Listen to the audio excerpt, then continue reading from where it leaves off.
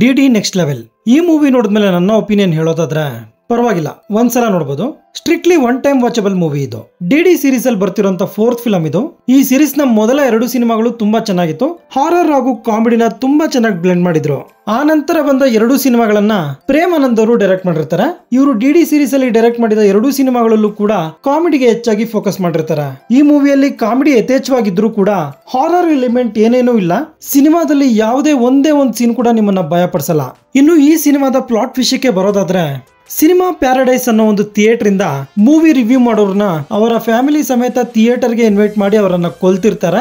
ಇದೇ ತರ famous reviewer ಆದ ನಮ್ಮ ಕಿಸ್ಸಾ ಫ್ಯಾಮಿಲಿಗೂ ಕೂಡ ಇನ್ವಿಟೇಷನ್ ಬರುತ್ತೆ. ಕಿಸ್ಸಾ ಫ್ಯಾಮಿಲಿ ಆ ಥಿಯೇಟರ್ ಗೆ ಮೂವಿ ನೋಡಕ್ ಹೋದ್ಮೇಲೆ ಏನೆಲ್ಲಾ ಪ್ರಾಬ್ಲಮ್ಸ್ ನ ಫೇಸ್ ಮಾಡ್ಬೇಕಾಗಿ ಬರುತ್ತೆ ಅನ್ನೋದೇ ಈ ಸಿನಿಮಾದ ಆನ್ಲೈನ್ ಸ್ಟೋರಿ. ಚಿತ್ರತಂಡ ಈಗಾಗಲೇ ರಿವೀಲ್ ಮಾಡಿರೋ ಹಾಗೆ ಸಿನಿಮಾದೊಳಗಿನ ಇನ್ನೊಂದು ಸಿನಿಮಾ ಇದು.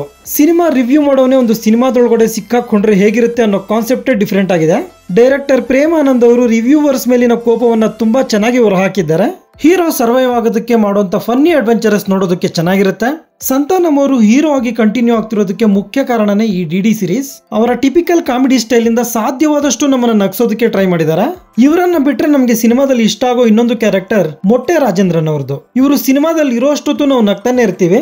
ಇನ್ನು ಕಿಂಗ್ಸ್ಲಿ, ಗೌತಮ್ ವಾಸುದೇವ್ ಮೆನನ್, ಸೆಲ್ವರಾಘವನ್ ಹಾಗೂ ಬೇರೆ ನಟ ನಟಿಯರು ಕೂಡ ನಮ್ಮನ್ನ ನಗಿಸ್ತಾರೆ. ಮ್ಯೂಸಿಕ್ ಓಕೆ, ಸಿನಿಮಾಟೋಗ್ರಫಿ ತುಂಬಾ ಚೆನ್ನಾಗಿದೆ, production values are very good. ಸಿನಿಮಾಗೆ ಸಿಕ್ಕಾಪಟ್ಟೆ ಖರ್ಚು ಮಾಡಿದ್ದಾರೆ. ಅಂದ ಹಾಗೆ ಈ ಸಿನಿಮಾನ ಪ್ರೊಡ್ಯೂಸ್ ಮಾಡಿರೋದು ಆಕ್ಟರ್ ಆರ್ಯ ಅವರು. ಇನ್ನು writer come director Prem Anand ಅವರು ಕಾಮಿಡಿ ಸೀನ್ ಗಳನ್ನ ತುಂಬಾ ಚೆನ್ನಾಗಿ ಬರ್ಕೊಂಡಿದ್ರು ಕೂಡ ಹಾರರ್ ಸೀನ್ ಗಳನ್ನ ಪರಿಣಾಮಕಾರಿಯಾಗಿ ಬರೆಯೋದ್ರಲ್ಲಿ ಫೇಲ್ ಆಗಿದ್ದಾರೆ. ಮೂವಿಯಲ್ಲಿ ಯಾವುದೇ ರೀತಿ ಅಡಲ್ಟ್ ಕಂಟೆಂಟ್ ಇರಲ್ಲ, ಆರಾಮಾಗಿ ಫ್ಯಾಮಿಲಿ ಜೊತೆ ನೋಡಬಹುದು. ಒಟ್ಟಾರೆ ಈ ಸಿನಿಮಾನ ಕಾಮಿಡಿಗೋಸ್ಕರ ಒಂದ್ಸಲ ಟ್ರೈ ಮಾಡಬಹುದು.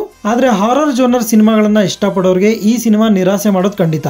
ಸೊ ಇದಾಗಿರುತ್ತೆ ಡಿಡಿ ನೆಕ್ಸ್ಟ್ ಲೆವೆಲ್ ಸಿನಿಮಾದ ಬಗೆಗಿನ ನನ್ನ ಒಂದು ಒಪಿನಿಯನ್. ಈ ವಿಡಿಯೋ ನಿಮ್ಗೆ ಇಷ್ಟ ಆಗಿದ್ರೆ ಒಂದು ಲೈಕ್ ಕೊಟ್ಟು ನನ್ನ ಚಾನೆಲ್ ನ ಸಬ್ಸ್ಕ್ರೈಬ್ ಮಾಡ್ಕೊಳ್ಳಿ. Thank you.